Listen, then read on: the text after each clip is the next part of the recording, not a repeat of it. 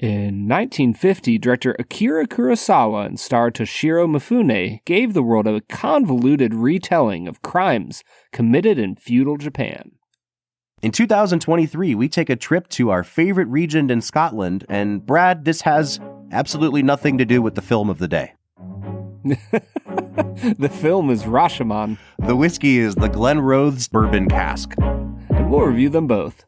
This is the Film and Whiskey Podcast.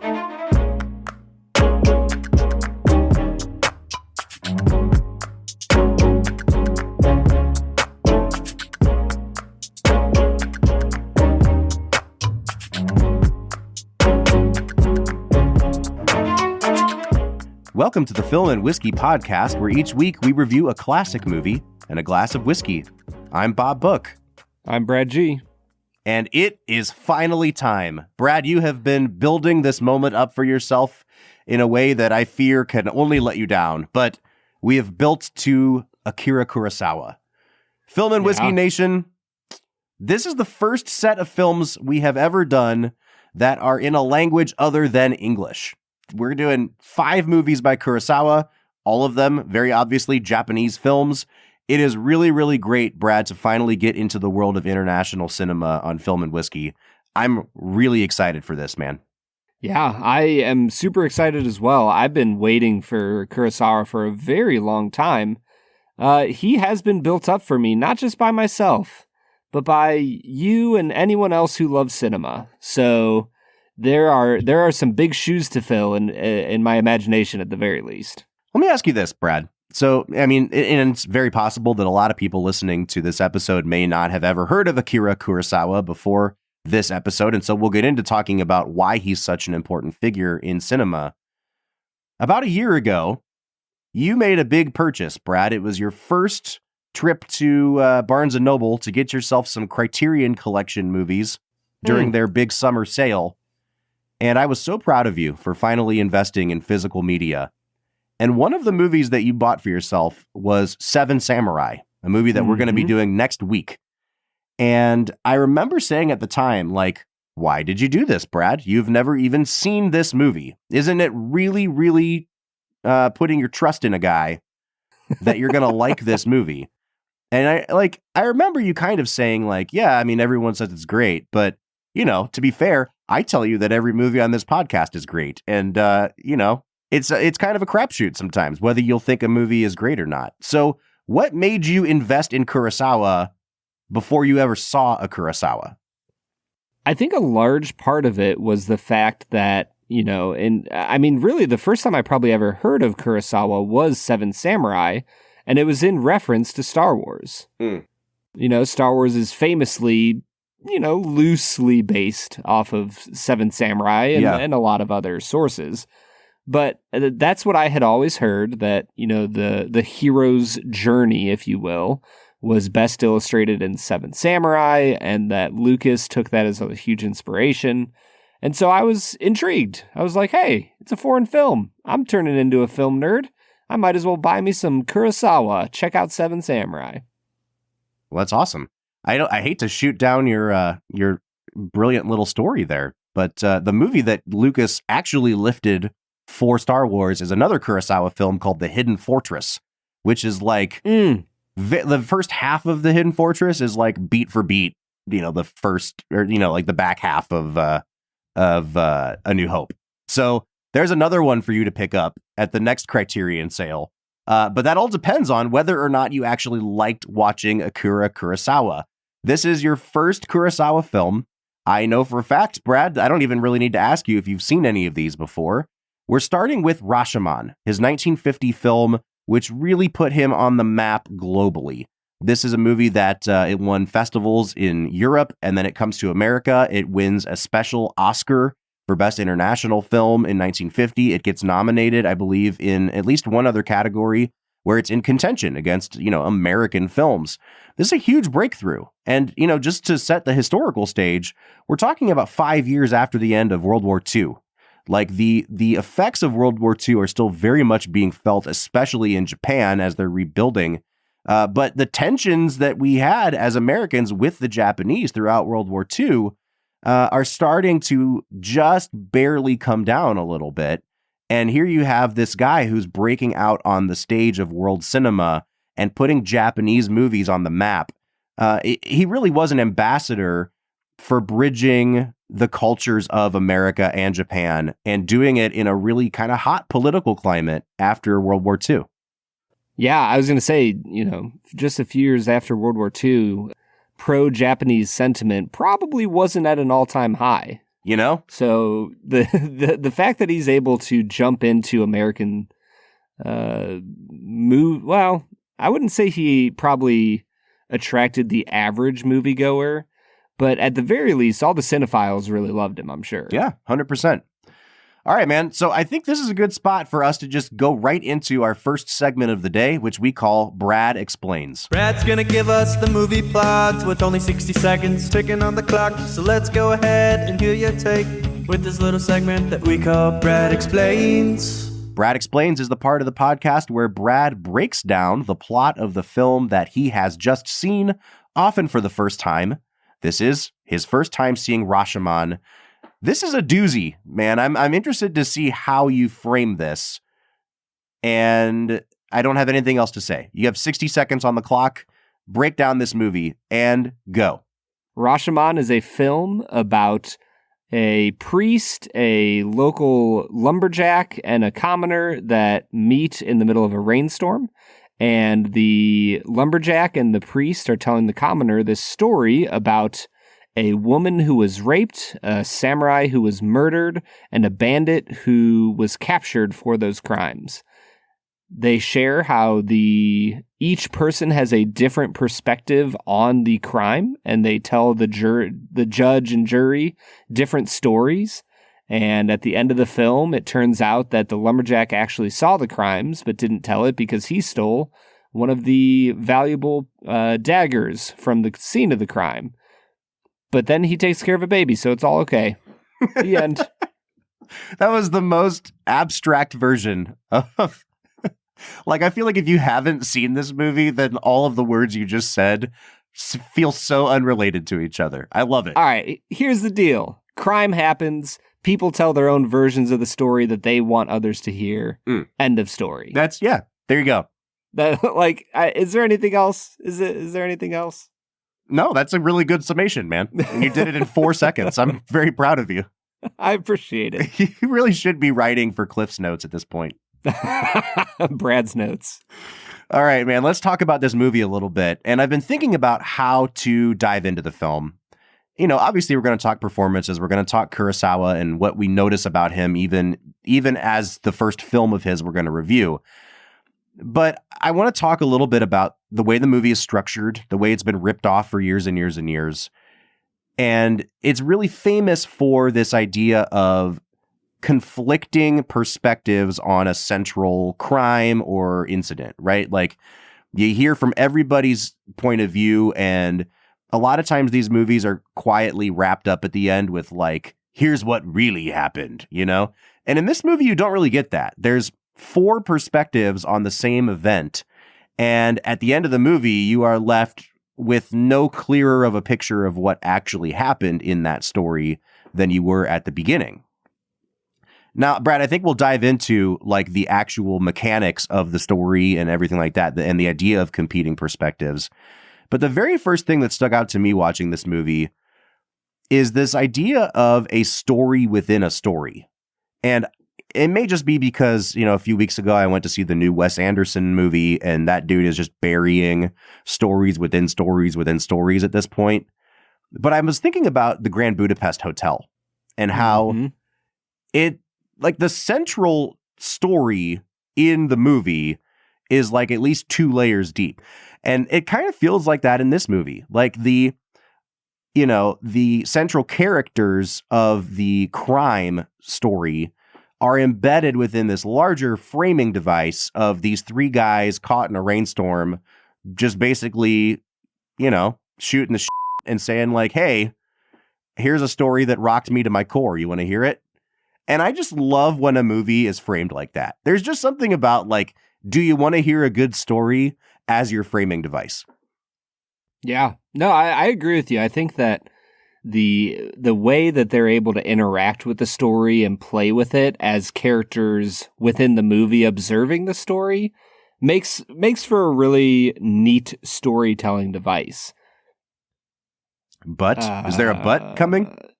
No, I don't think there's a but. Honestly, my brain just kind of farted on me and I don't remember what I was going to say. I had a thought as you were speaking, but then you talked for so long. I did talk for a long time. But see, that escaped me. That's how you win, Brad. You just keep talking and then there's nothing to argue with anymore. Why would you say that you're winning today as if I'm going to lose? Well, like, who's to say that we're on opposite sides of the argument, Bob? I think I've been around you long enough that I can tell when you're holding something back and you're waiting for the chance to like throw down that Uno. You know what I mean? Like make me pick up 28 cards. And I feel like it's coming. So let me ask you this, Brad.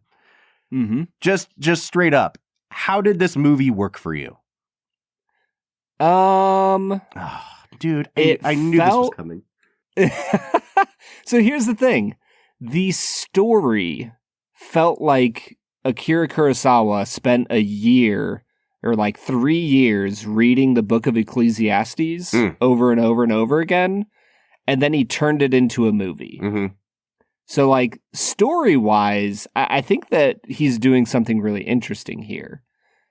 Acting and cinematography and sound and everything else was not my favorite. Okay. So like the story is great. The movie he put forth on the screen was not great. Wow, dude. I disagree so hard with you right now that I don't know where to start. How hard do you disagree, Bob? Like, so I kind of sensed that you were gonna not jive with the acting in this movie because it's the first of all, it's the first Kurosawa movie we're watching. It's not your first foreign film. Like just a couple weeks ago, we were talking about how you watched The Bicycle Thief, right? Mm-hmm. And that's a movie that is from the Italian neo-realist genre. Like it's the director used non-professional actors. It's very naturalistic. It's like set immediately post-war. And it's incredible. It's not overwrought. Yeah. And I think that it feels very modern as a result, right? Like it feels like almost like an indie movie would feel. This is the opposite of that. This is like incredibly heightened theatrical. You can see the influence of like kabuki theater on these stories that Kurosawa tells.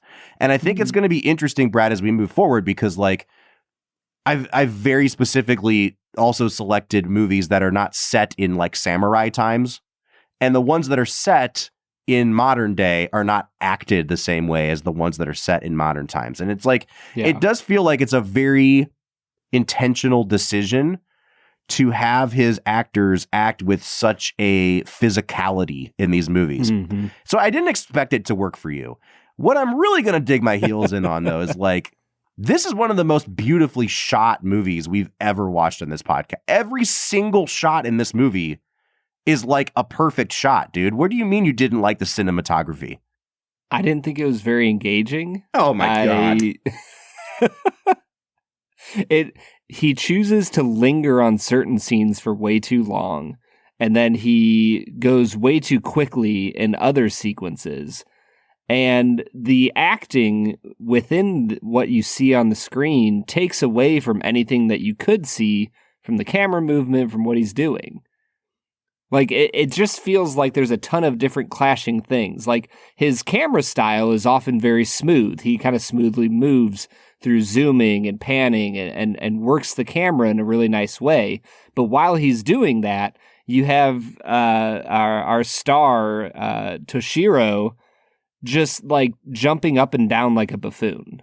And it just never works well together. It's always clashing, and I don't think it serves to tell a good story. So yes, Bob, I don't find it very engaging. So it seems like you actually do like the cinematography, but you feel like the acting distracts from it. Well, in parts, but then in other parts, the cinematography is just boring. It's just my God, dude. Rain falling on the ground. This movie is like 85 minutes long, and it moves really quickly, dude. I don't like... So, okay, let me start here. I was thinking about this as I watched the movie. This movie came out the same year as Sunset Boulevard and All About Eve.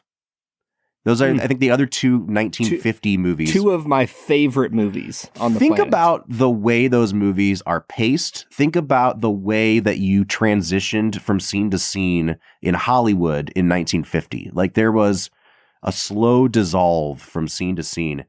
And you watch a movie like this, and like the editing, and for me, it's the cinematography and the editing combined. But like, there are hard cuts between scenes. There are hard cuts, like, he always cuts on motion.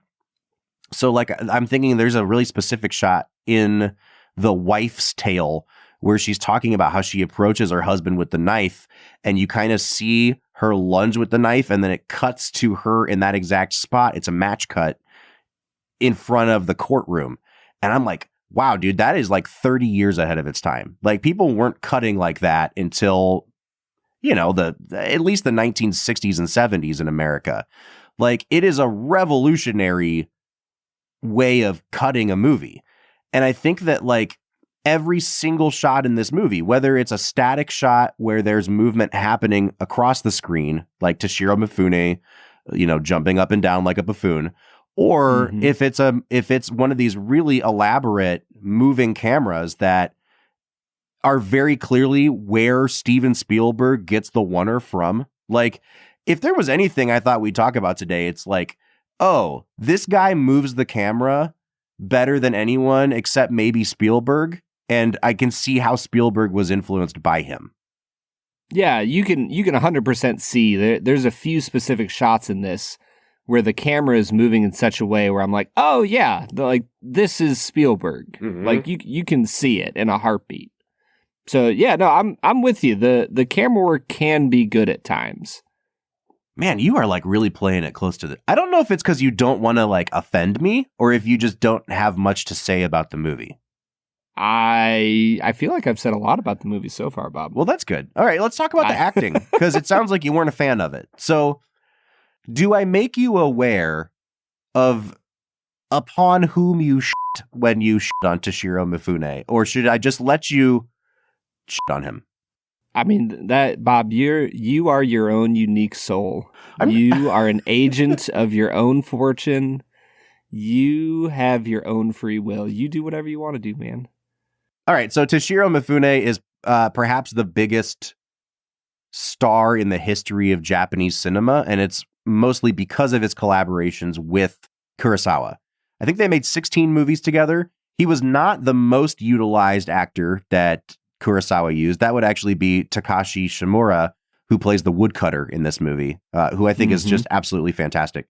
But Mifune is a really interesting actor because when he is not made up to look like a crazy person, he really does have like matinee idol good looks. He is like a really good looking dude. And if you see him in some other Kurosawa movies, he is like a chameleon. He really can become this like low down in the mud thief kind of guy in Rashomon, and then he can be a very upper crust kind of person in a movie like High and Low, which we'll watch in a little while here. I really love his ability to blend in and out of those type of roles. I'm with you a little bit, Brad. I don't think it's a bad performance, and it's like one of his iconic ones, but I like it when Mifune goes subtle more than when he goes ape shit. and he kind of just does that throughout the movie. And like, it works, and it's going to work again next week in Seven Samurai, because that's his character there. And it works really well in one of my favorite Kurosawa movies, which is called Throne of Blood, which is a take on Macbeth. And he's freaking great as a guy losing his mind as Macbeth. But there is something to be said of like, you know, sometimes you can be a little bit more subtle than this too. So, you know. Yeah, I think what I realized about halfway through the film was that I was seeing, as best as I can tell, because I haven't watched Japanese cinema or animation or anything, I've watched just enough anime to see the origin of anime in this movie. Oh, 100%. Like, the acting in this feels like a live-action anime set piece over and over and over again. And I just... So for those of you anime watchers out there, I have watched Attack on Titan, and I've watched the first season of that. So, and I'm sorry, I have watched One Punch Man. I was going to say, I know you've recommended that one to me before. One Punch Man is one of the funniest things I've ever watched. Okay. Attack on Titan Season 1 is a great story, but the only reason I'm watching it is because my best friend really, really, really wants me to. And the overwrought, dramatic nature in which Attack on Titan represents itself is seen here in Rashomon. And I frankly can't stand it. It just feels so self-serious and so ridiculous and so I don't need my movies to be like a perfect representation of real life. I understand that the movies, you can heighten certain things to illustrate stuff that goes on in real life that you might not always see. So I get it. Movies don't have to be Amour, right? Where it's so realistic that it's just no fun at all. Mm. But I think we've swung from Amour on one side of the pendulum to so far on the other side that it's just so ridiculous, the acting style from the wife to the bandit to the samurai. And the samurai probably has some of the few moments that I like the most. Like when he's looking down at his wife with contempt in her story, I got the chills. And I'm like, I need more of that. I need more acting like that. Not what the bandit is doing, jumping up and down and laughing like a buffoon. I'm going to disagree with you on the wife, though, because I actually think that her performance, her name is Machiko Kyo, she was my favorite performance in the whole movie, I think, because she has the task. I'm going to keep comparing this movie to movies we've watched this season. And I love it when you start finding themes in between these movies. But think about a movie like Memento. And it's kind of crazy that this movie would line up right after our Nolan miniseries, but it makes a lot of sense with all of the manipulation of time. But I think about Carrie Ann Moss's performance in Memento. And we talked about how I'm not crazy about that character, but that was a hard role to play because you had to play it a whole bunch of different ways. And we said the same thing about Rebecca Hall in The Prestige. Mm-hmm. I feel that way about her in this movie because from story to story, the person with the most layers to their performance, I think, is her. Because sometimes she's just straight up evil. Sometimes she is a woman caught in I just got raped and now this guy's threatening me that if I don't marry him, he's going to murder me. So it's fear. Then there's the idea of saving face. Then there's the idea of my husband doesn't love me or, he has contempt for me. And I think she plays the honor and shame culture. Yeah. Is super huge. I think she plays all those notes pitch perfect, man. See, but even there, so I agree with you when you go from story to story.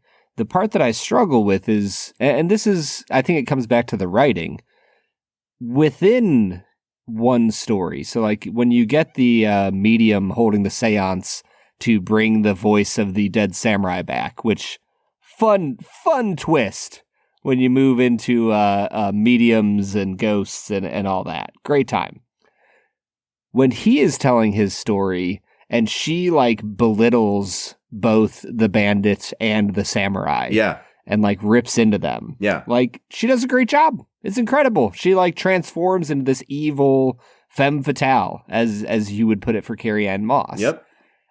And then immediately withers back into this weeping, shivering mess. And I'm like, what's going on with the writing here? Why does her character lay into them? And then the two men have the wobbliest fight ever. That's just, it just doesn't fit. It doesn't make any sense. And then you go back to her and she's shivering in the background, oh my goodness, what's going on? I'm like, whoa. You can't have it both ways. You can't have her be all vicious and evil and then suddenly be terrified again. But I think that's supposed to be a visual representation that none of these narrators are reliable. Even within their own stories, their characters are acting in contradictory ways. Like she's evil one minute and then cowering the next. And, you know, the samurais are wobbly in their fight because this is, you know, the quote unquote truth version, right? Like you have all these versions where they valorize themselves, but here's the quote unquote truth version. And then even at the end of that one, you find out that's probably not the truth. Like, I think they have events happen in each telling that are contradictory within that own little mini story to help tip you off as an audience that like, this doesn't make sense. I don't believe this anymore. See, and that's the point where, like, philosophically, I just disagree with this movie. Like on a very deep level, I get it. It's the most postmodern movie we have ever watched. No, I don't know about that. What do you mean you don't know about that?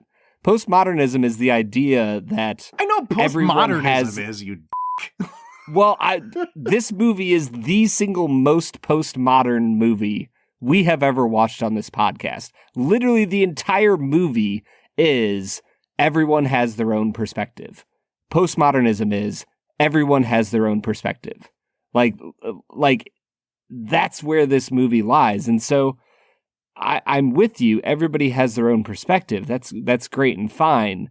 But if you just use that to justify ridiculousness in a movie that doesn't really seem to fit with what's going on, then I'm just I'm checked out. That's interesting. Yeah, I just think that you're interpreting this movie in a different way than I am.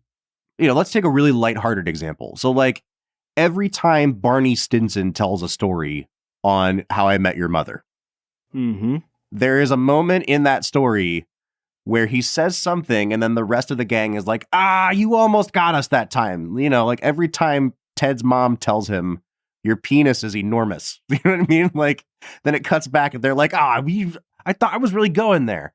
Like, there's an insertion of something that breaks the logic of that mini story, right? But that mini story doesn't necessarily become the focus of the movie, right? And that's why I started talking about this whole framing device, because to me, the message of this movie is not everyone has their own perspective, period, full stop. It's that sometimes things happen in a world that is broken that we will not be able to get to the bottom of. And sometimes there are just really, really awful, tragic things that happen that we cannot explain. I think about, you know, you were using a biblical example earlier, Brad. I think about the Tower of Siloam in the Gospels, and this idea that like people came up to Jesus and wanted to know, like, what's the cause of this? Who sinned to cause this? Like, we need an explanation for this. And there's not really one, you know? And I think that in this movie in particular, everyone is despairing at the end of the movie and everyone's falling into selfishness as a result. And you see that from this commoner who like steals a baby's kimono and then accuses everybody else of being like, you're all just as selfish as me. So let's just like live it up and do what we can to survive. And the central question of the movie is like, you may not know the truth. You may not know what happened in this central little fable that we're trying to tell here, but how are you going to live as a result? What are your morals and what are you going to stand on? And how are you going to restore your faith in this movie, they say faith in humanity, but it could be your faith in whatever. And I actually find that to be like the opposite of a postmodern messaging at the end of the movie. It's not saying that all truth is equal. It's not saying that all perspectives are equal. In fact, it's saying like none of these perspectives are true and everyone was bullshitting. And like you can either become very nihilistic about that or you can choose to latch on to something more than that. In effect, it's a lot like the ending of Fargo, I think, for me, Brad. Where somebody gets shoved into a wood chipper. No, where you have the ending with Marge and her husband. You're just trying to screw with me today, man. When I think about the ending of Fargo, the first thing that pops into my head is the wood chipper. I'm sorry. I'm with you. The actual ending of Fargo is incredible. But my brain went straight to the wood chipper. Man, I tell you what, sometimes I give like the best 2-3 minute little mini sermons here on this here podcast, and you give me not only no credit, but immediately undermine the point that I was trying to make. So here's the thing, though. Like, the end of the film, I think it ends in a postmodern place where the commoner chooses selfishness in light of all the different truths he has seen. And the priest, the lumberjack chooses to adopt this orphan who magically appeared on the doorstep. And the priest chooses to have his faith restored in humanity because of the latter's actions rather than the former's. Yeah. And yet, the former still did his thing. Like, he still has his truth. He thinks that everyone is selfish, and he's not punished for it. Like, he just walks off with the stolen goods. So I think it ends in a much more ambiguous place. I disagree. I don't think that the filmmakers are endorsing that, though. I don't think they're saying, like, this is a valid way to live.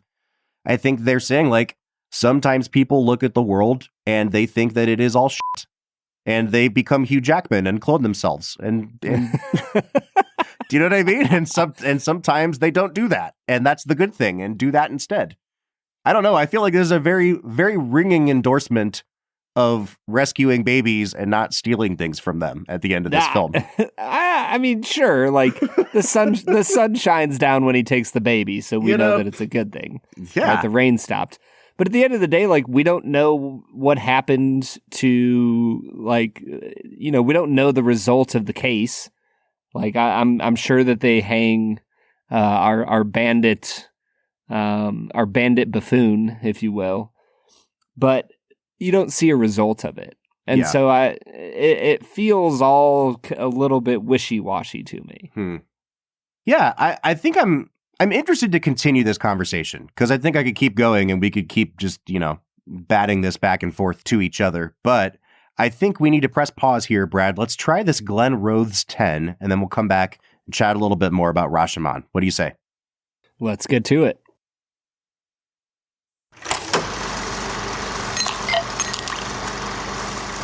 All right, everybody. Today we are going to be drinking Glenrothes Bourbon Cask, a whiskey that I know absolutely nothing about. Bob, back to you.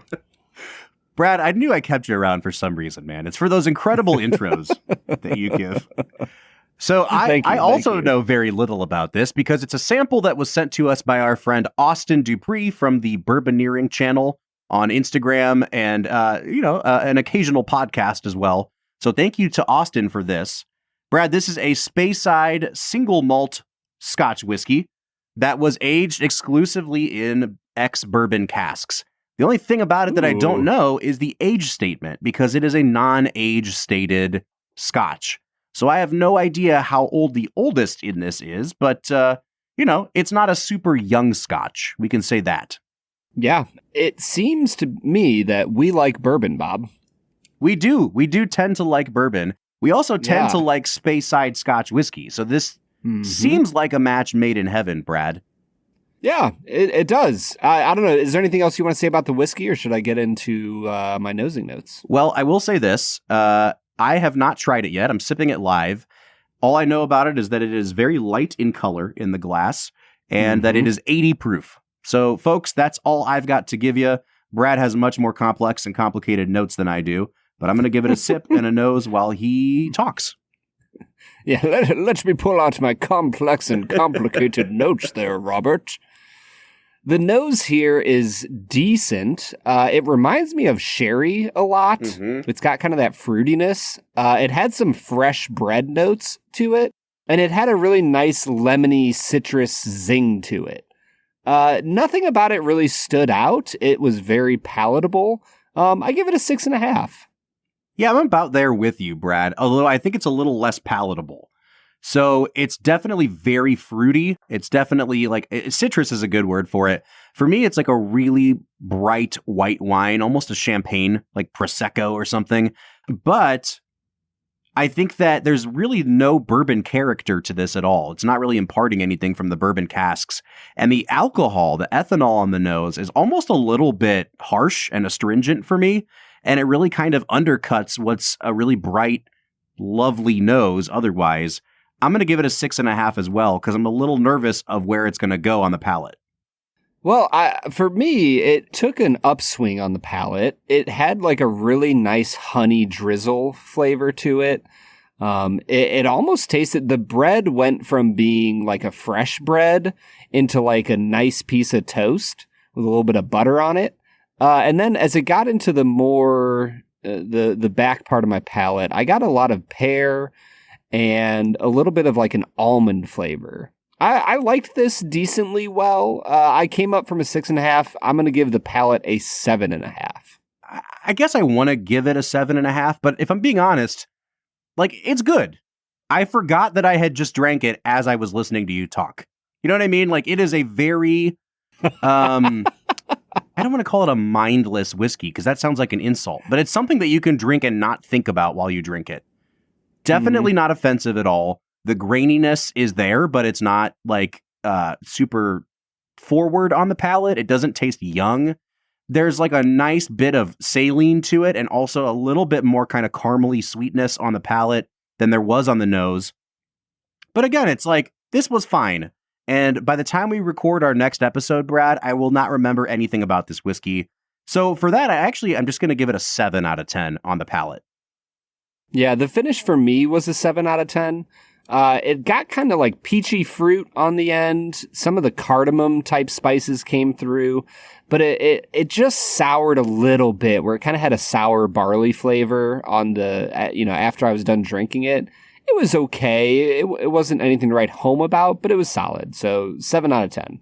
Yeah, I think I'm about in the same place as you, man. Like, this is a very boring review because there's just nothing here that really excites me. You know what I mean? I think that the aftertaste here does get just a little bit bitter, if I'm being honest, but it's not even bitter enough to be offended by. Like, this is a very middle of the road Scotch whiskey. It is fine. This is very fine. Everything is fine. I will give it a 7 out of 10 on the finish.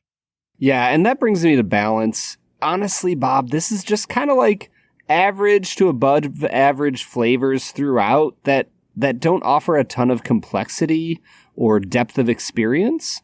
So I'll give it a 6 out of 10 on balance. It's fine, but just not enough to really wow me.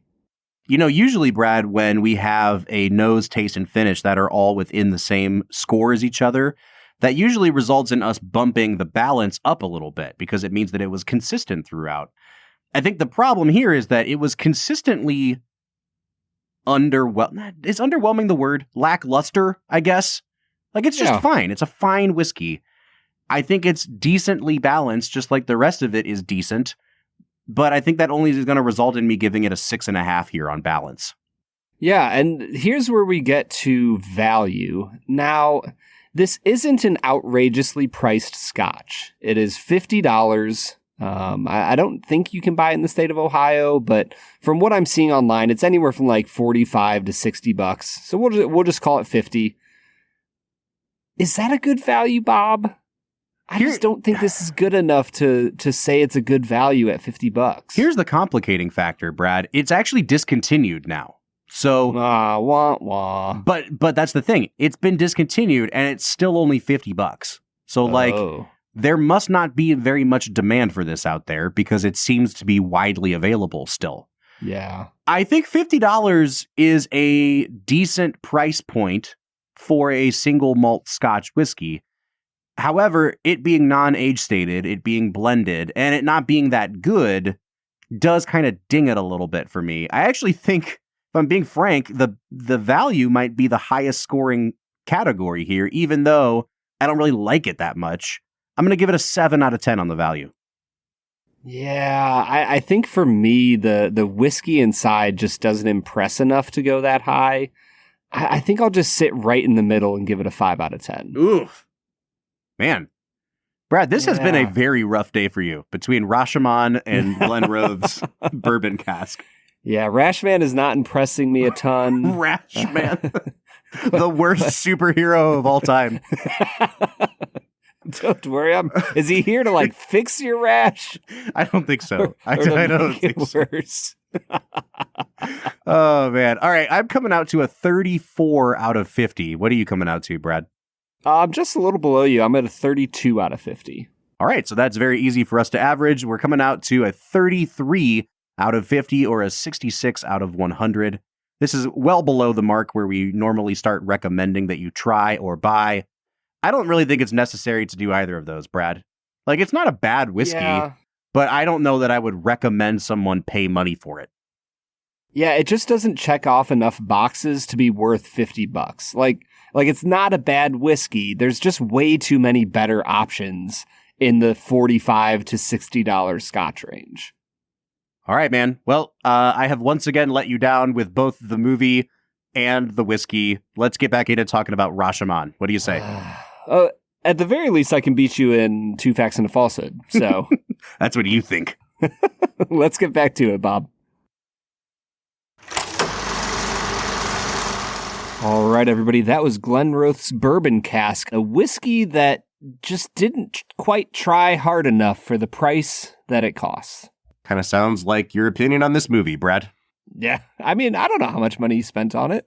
Maybe he spent just the right amount of money to get what he got. You are being quite the literalist today, I tell you. Metaphor is lost on you in this world. That's daggone right, Bob. All right, man. I am interested to see what you dug up for our next segment, which we call 2 Facts and a Falsehood. Brad is gonna try to stump you, Bob. 2 are right and 1 is wrong. 2 facts and a falsehood. That's right, 2 Facts and a Falsehood, the part of the podcast where I try to stump Bob by giving him 3 facts, one of which is actually a falsehood. And these facts are usually culled from the IMDb trivia page. So facts is always in quotations, but only one of them was written by Brad to try to stump me. Brad, that's probably the best way of putting it. Yeah. Two facts in quotation marks and one thing that Brad wrote. Certain falsehood. Yeah. Yes. I don't know what my record is right now on the year, Brad. I did not tally it up before we pressed record. I promise before next week, I will know exactly where I'm at. I'm hovering around 500, and that seems to be the case all season so far. Yeah, it's been a good season. Vegas would have a hard time putting odds on this, I believe. You know, it's funny. It's funny you say that before you get into 2 Facts and a Falsehood. I was thinking about this in the first half. You know how, like, on FanDuel, or just in general, like, you can do prop bets on a game? You know, like, first person to hit a 3-pointer or whatever. I realized that if I was going to do prop bets on our podcast, I would lose every single one I placed. Because, like, when you said that the cinematography in this movie was bad, I swear to God, I thought, like, as I was watching this movie, I was like, if there's nothing else we can talk about on this episode, I know Brad's going to love the camera work in this movie. That's the one thing I would bet my house on. And you know what I'm realizing? What's that? I think that the acting and the script just distracts from it. Dude, shut up. Shut up, dude. Are you realizing that right now, Brad? I am. Yeah. Oh, man. What an original thought. I couldn't even pay attention to the cinematography because of how ridiculous what was happening, all the things happening on the screen were. All right, man. Let's get into 2 Facts and a Falsehood. Fact number 1. During shooting, the cast approached Kurosawa en masse with the script and asked him, "What does it mean?" The answer Kurosawa gave them was that Rashomon is a reflection of life, and life does not always have clear meanings. Fact number 2, during shooting of the film, Kurosawa would often have the actors practice the parts of the other characters, saying that the film would work best if each actor understood the perspective of each character. Fact number 3, in the downpour scenes showing the Rashomon Gate, Akira Kurosawa found that the rain in the background simply wouldn't show up against the light gray backdrop. To solve this problem, the crew ended up tinting the rain by pouring black ink into the tank of the rain machine. The ink is clearly visible on Woodcutter's face just before the rain stops. I like that one. I'm going to say that's true. It just sounds cool. And if you made it up, then I want to give you your props. 1 and 2 are so similar that it's kind of hard to figure out which one is the truth and which one's the falsehood. I'm going to say, I don't freaking know, man. Whichever one I pick is going to be wrong. I'm going to say 1 is the Falsehood. Yeah, you're wrong. Yeah. Yeah. Was it 2? It was 2. Oh, yeah. Nice. Yeah. Hey, look at me. You did it. Just winning on all fronts tonight. I like your strategy of like, I'm going to write a fact that is almost identical to this other fact. What are you talking about? And just like they were so similar. No, the first fact, they were all asking him what the script meant. And the second one was about how Kurosawa acted as a director. All right, that's fair. Yeah. Take your point. We're just going to butt heads on everything tonight, Bob. I think we are, man. Honestly, you know, the funny thing about this, I haven't revisited this movie in years and years. And it's been so long since I've watched this movie, Brad. The Criterion Collection came out with the restored version of this movie, I want to say in like 08 or 09. And that was right when they had started doing DVDs and Blu-rays. And I was like, I want to get a Blu-ray player one of these days, but they're really expensive. I have such an extensive DVD collection. And from what I hear, these new Blu-ray players, they upconvert. So like they play DVDs in HD quality. That's how they were like selling them at the time. So I was like, I'm going to get the DVD and not get the Blu-ray. Smart. Yeah, right. So I have it on DVD. That's how long it's been since I've watched this movie. That's incredible. So did you stream it or did you watch your DVD? I absolutely did not watch the DVD. I streamed it on Max. The point I was going to make was this. This was not one that I had circled as like, Brad must love this movie. Because like I haven't even watched it in, 10, 12, 15 years, whatever it's been. And I really loved it this time, man. Like I thought it was incredibly powerful. And as I was watching the ending, like I'm tearing up. And it was the combination of like, this is just working for me. But also like you can see the tentacles coming off of this movie and influencing so many other movies we've talked about in this podcast. And I think that like, regardless of the fact that I could tell you didn't like this movie very much, I am interested to hear, Brad, like what movies came to mind for you, if any, of like, oh yeah, that was clearly influenced by Rashomon. Bob, we have done over 200 movies now, probably over like 350 episodes if you include bonus episodes. And our very first Japanese film, you use the word tentacles. You have never once said that word before on our podcast.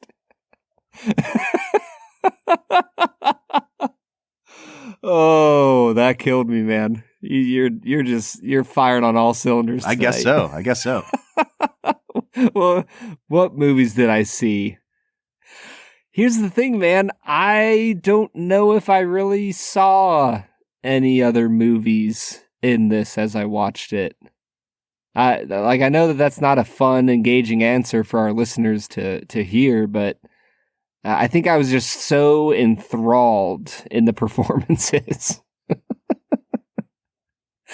Oh, man. Bob, why don't you tell me what movies you saw in this? No, and I can then... I feel like you're being dismissive now. Like, I mean, Brad, there's so many, like, we literally just sat down with Jay Arisman at New Riff, and he talked about this for like 20 minutes.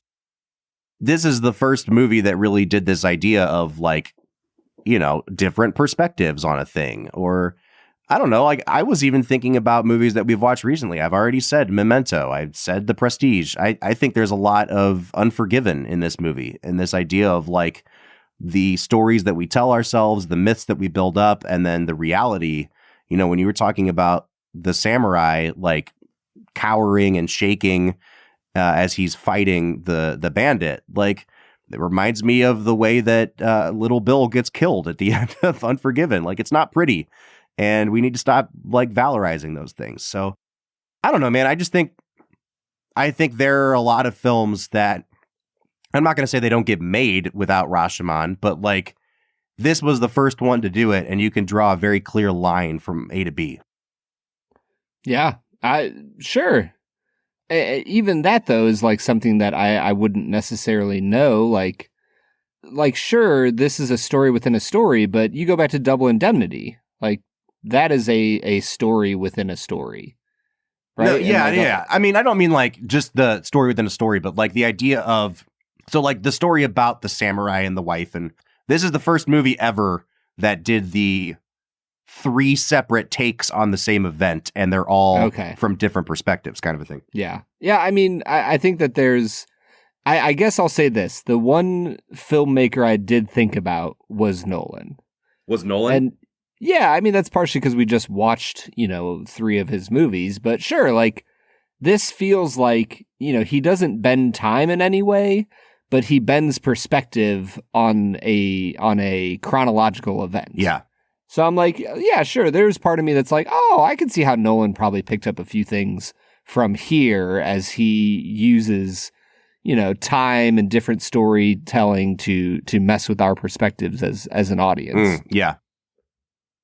Well, Brad, I can tell that you don't really want to talk about this movie anymore. So, let's wind down, man. I think we should just check out for the day. Like I said, I don't have like a unique personal attachment to this movie. It's not like when you come at E.T. or something. But I think there also comes a point where it's like, all right, I think Brad's done now. So let's get to our last couple segments of the day here. The first one is one that we call Let's Make It a Double. We're near the end of the episode, so thanks for listening to the Film and Whiskey Show. Let's pair another film with this one, even if it's a struggle. It's our final segment of the day, now let's make it a double. Let's Make It a Double is the part of the show where we pick a movie to pair up with this one to make the perfect double feature. Brad, as you have clearly been thinking about all of the movies this reminds you of, I'm going to let you go first, man. What's your Make It a Double? Oh, man. I think that there is another movie that deals with alternate perspectives and a lot of different people trying to figure out how to do the right thing in a crazy effed up world. I'm going to pair this with Pulp Fiction. Oh, nice. I like it. Yeah. Yep. Because then I would actually enjoy myself watching one of the two. You just had to get one more in, didn't you? Brad, actually, go ahead. I think thematically, though, Pulp Fiction feels like a really good modern fit on Rashomon. There's a movie that I would really love for you to watch at some point. It's not Japanese, it's Chinese movie. It's called Hero. It stars Jet Li. Mm-hmm. It is, I mean, it's just a fantastic movie, but it follows this same kind of structure where Jet Li's character goes before like the governor of a province or something, and he's telling him this story, and he tells it from 3 different perspectives, and it is very obviously Rashomon. I think you'd like that one better. There's more action elements in it. I think that's kind of the obvious pick here. I was also thinking about a movie like Life of Pi, where at the end of the movie, like, you are very much left with this choice of, here are the 2 options for how this went down. Which one do you think is the better story? And I think that's kind of like what the movie leaves you with at the end here. But the movie I'm really going to go with, Brad, you actually already said the name of it. I was thinking about it pretty much through the whole end of the movie. When you have a tragic tale, like the tale of the bandit and the wife and the samurai, and you have to kind of pick up the pieces after and decide, what are you going to do in a situation where no one has done the right thing? And it's do the right thing. I mean, the monologue that Samuel L. Jackson as the DJ gives at the end of that movie, where he says, are we going to live together? Together, are we going to live? I think it just fits really well here. So that's going to be my pick. Do the right thing. Yeah, that's a great pick, dude. I think that you have a lot going on in Do the Right Thing, in Rashomon, where you just don't know what's going on. And that's like, okay, you gotta figure it out for yourself as an audience member, and they're both 10 out of 10 movies, right, Bob? Oh yeah. All right, Brad, let's give this movie some final scores. I'm just gonna go ahead and say it. I didn't expect to give this a 10. I think it's a 10 out of 10, dude. I loved it. I thought that the camera movements, every single shot was beautifully done. I mean, I'm just excited to see where we go from here with Kurosawa. And so I'm gonna set the bar pretty high here at a 10 out of 10. That is, one might say, as high as the bar could go. So that is a very high bar indeed. I will set it a little bit lower.